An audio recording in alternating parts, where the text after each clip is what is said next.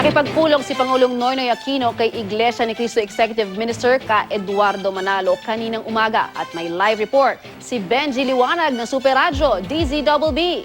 Benji. Lala, matapos ang 6 na taong suportang ibinigay ng Iglesia ni Cristo kay Pangulong Aquino, personal niyang pinasalamatan ang kapatiran. Ito ang niyag ng Pangulong Aquino sa isang panayam sa kanya matapos makipagpulong kay ka Eduardo Manalo, ang pinuno ng Iglesia ni Cristo kanina. Ginanap ang pulong sa INC Central Office sa lungsod ng Quezon. Maganda naman anya naging pagtanggap sa kanya ni ka Eduardo.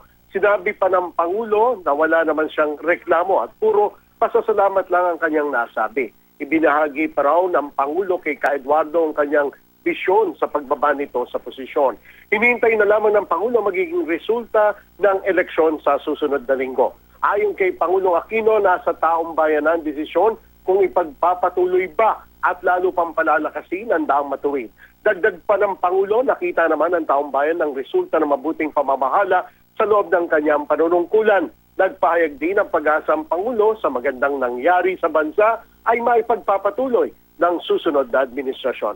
Paglilinaw ng Pangulo na siya ang humingi ng pulong kay ka Eduardo upang magpasalamat at ilatag ang mga programang naipatupad ng kanyang administrasyon.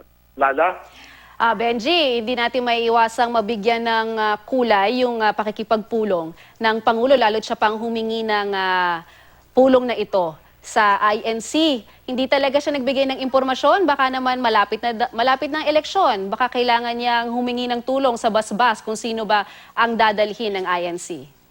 Tila nagpahiwatig naman ang Pangulo na dun sa kanyang isa sa mga statement ay hihintayin na lamang daw yung magiging resulta ng susunod ng eleksyon sa susunod na linggo. Lala, isa lang kasi yung sinabi ng Pangulo, nasa taong bayan ang desisyon kung ipagpapatuloy at lalo pang palalakasin yung daang matuwid. May laman yung sinabi ng Pangulo, bagamat hindi naman nila inamin na sila'y nangampanya sa loob ng Iglesia ni Cristo. Lala. Meron kasi tayong impormasyon, Benji, na inaantay pa ng mga miyembro ng INC ang magiging desisyon ng kanilang mga pinuno. At sabi daw, baka Thursday o Sabado, so parang napaka-timely na pwedeng nililigawan na for Liberal Party ang mga pinuno ng INC.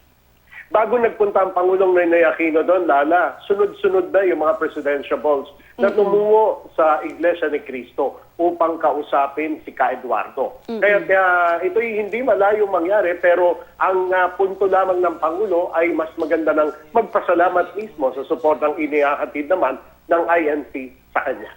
Pero may narinig ka ba dyan? Ano kaya ang dulot ng pagdalaw mismo ng Pangulo kina ka Eduardo? At maaari bang maging puntos to para maaaring i-endorso ang Liberal Party, lalo na ang manok niyang si Marojas para sa darating na eleksyon?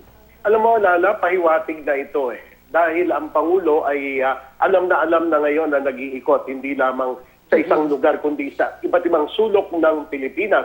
Ngayon nasa Cagayan, siya'y tumungo sa isang lalawigan para doon naman ay magkaroon ng programa ng pamamahala. Ganon din ang ginagawa ng Pangulo dun sa kanyang mga nakakausap na tila hinihikayat na sana maipagpatuloy ng susunod na administrasyon yung kanyang nasimulang mga reforma, Lala. Kaya hindi malayong, maaring may pinag-usapan sila pero hindi ito hayagan at hindi nagpapahayag ang Malacanang ng ganyan, Lala. Maraming salamat sa iyo, Benji Liwanag.